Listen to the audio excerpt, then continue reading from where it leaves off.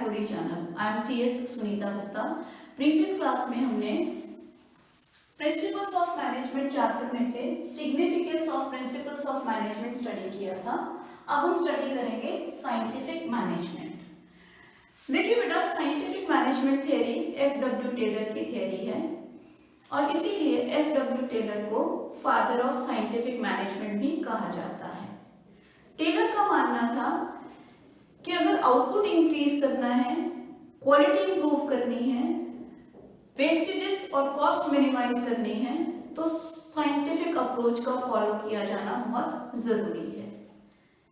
Taylor का मानना था कि बिजनेस एक्टिविटीज को स्टैंडर्डाइज टूल्स, स्टैंडर्डाइज मेथड्स और ट्रेन एम्प्लॉइज के थ्रू कंडक्ट करवाया जाना चाहिए, जिससे प्रोडक्टिविटी इंक्रीज होगी और एफिशिएंसी आएगी। अकॉर्डिंगली टेलर ने साइंटिफिक मैनेजमेंट को डिफाइन किया। चलिए देख लेते हैं कैसे डिफाइन किया। Scientific management means knowing exactly what you want men to do and seeing that they do it in the best and cheapest way. देखिए बेटा, डेफिनेशन के दो पार्ट हैं। फर्स्ट है knowing exactly what you want men to do, कि जो employees काम कर रहे हैं, जो लोग ऑर्गेनाइजेशन में काम कर रहे हैं, वो क्या करें, मतलब उनका काम एग्जैक्टली पता होना चाहिए। And seeing that they do it in the best and cheapest वे। उसके बाद दूसरी बात जो आपको देखनी है कि काम बेस्ट और चीपेस्ट वे में हो, मतलब क्वालिटी अच्छी हो और कॉस्ट रिड्यूस हो, वेस्टेजेस रिड्यूस हो, तो बेस्ट एंड चीपेस्ट वे में काम किया जाना चाहिए। मतलब क्या काम ये एग्जैक्टली पता होना चाहिए और उस काम को बेस्ट एंड चीपेस्ट वे में किया जाना चाहिए। तो इस तरीके से टेलर ने साइंटिफिक मैनेजमेंट को डिफाइन किया। चलिए आप कर लेते हैं principles of scientific management. First principle is science not rule of thumb. देखिए बेटा, इस प्रिंसिपल ने रूल ऑफ थंब को रिप्लेस कर दिया। किससे? साइंस से। साइंस क्या है? Science basically scientific study, analysis या इन्वेस्टिगेशन है। रूल ऑफ थंब क्या है?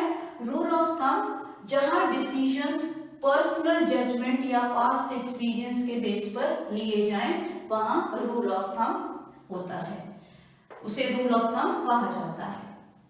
तो इस प्रिंसिपल ने रूल ऑफ थंब को रिप्लेस कर दिया। किससे? साइंस से। मतलब क्या है? टेलर का मानना था कि डिसीजंस पास्ट एक्सपीरियंस या पर्सनल जजमेंट पर बेस्ड नहीं होने चाहिए। वो किस पर बेस्ड होने चाहिए? साइंस पर बेस्ड होने चाहिए, इन्वेस्टिगेशन पर, एनालिसिस पर बेस्ड होने चाहिए। देखिए बेटा, टेलर ने ये कहा कि अगर आप एफिशिएंसी मैक्सिमाइज करना चाहते हैं तो एक वन बेस्ट मेथड डेवलप करिए साइंटिफिक एनालिसिस एंड स्टडी के थ्रू। ये जो बेस्ट मेथड होगा ये रूल ऑफ थंब को रिप्लेस कर देगा और एंटायर ऑर्गेनाइजेशन में एक स्टैंडर्ड मेथड की तरह फॉलो किया जाएगा, जिससे क्या होगा? प्रोडक्टिविटी इंक्रीज होगी और एफिशिएंसी आएगी। तो इस प्रिंसिपल को कैसे एक्सप्लेन करेंगे? To maximize efficiency, there should be scientific study and analysis to develop one best method. Such method should replace rule of thumb and would be followed throughout the organization as standard method. ठीक है, Taylor का तो मानना ये था कि सब कुछ स्टैंडर्डाइज होना चाहिए। तो इस प्रिंसिपल में टेलर ने क्या कहा कि रूल ऑफ थंब को रिप्लेस कर दो। किससे? साइंस से, स्टैंडर्डाइजेशन से, कि वन बेस्ट मेथड, हर एक काम को करने का एक बेस्ट मेथड होता है। बट टेलर का मानना यह था कि वो बेस्ट मेथड साइंटिफिकली डेवलप किया जाना चाहिए, साइंटिफिक स्टडी और एनालिसिस पर के बेस पर डेवलप किया जाना चाहिए। और फिर ये one best method standard method की तरह पूरी ऑर्गेनाइजेशन में फॉलो किया जाना चाहिए और रूल ऑफ थंब को रिप्लेस कर दिया जाना चाहिए इस स्टैंडर्ड मेथड से। मतलब फिर डिसीजंस या एक्शन स्टैंडर्ड मेथड के बेस पर होंगे, ना कि रूल ऑफ थंब के बेस पर। तो ये प्रिंसिपल साइंटिफिक अप्रोच को फॉलो करने पर एम्फेसाइज करता है, ना कि रूल ऑफ थंब पर। Next principle, harmony not Discord. इस प्रिंसिपल में टेलर ने ये कहा कि वर्कर्स और मैनेजर्स या वर्कर्स और मैनेजमेंट के बीच में कंप्लीट हार्मनी होनी चाहिए। किसी तरीके के कोई क्लैशेस, कोई कॉन्फ्लिक्ट्स या कोई डिस्कॉर्ड्स नहीं होने चाहिए। कंप्लीट हार्मनी की बात की, और इसके अलावा इस हार्मनी के लिए उसने कहा कि both should realise that each one is important. दोनों इस बात को रियलाइज करें कि दोनों ही इंपॉर्टेंट हैं। मतलब वर्कर्स ये रियलाइज करें कि मैनेजमेंट इंपॉर्टेंट है, मैनेजमेंट ये रियलाइज करे कि वर्कर्स इंपॉर्टेंट है। ना वर्कर्स के बिना ऑर्गेनाइजेशन सक्सेसफुली चल सकती है और ना ही मैनेजमेंट के बिना ऑर्गेनाइजेशन सक्सेसफुली रन कर सकती है। तो दोनों ही इंपॉर्टेंट हैं। There should be transformation in thinking of both workers and management called mental revolution.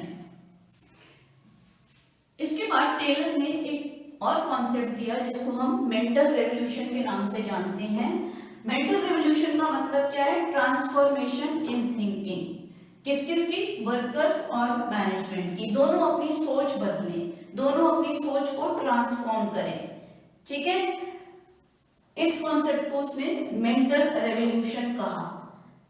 दोनों एक दूसरे के इंपॉर्टेंस को समझें, दोनों अपनी सोच बदलें, दोनों ये सोचें कि ना ऑर्गेनाइजेशन वर्कर्स के बिना चल सकती है, ना ऑर्गेनाइजेशन मैनेजमेंट के बिना सक्सेसफुली चल सकती है।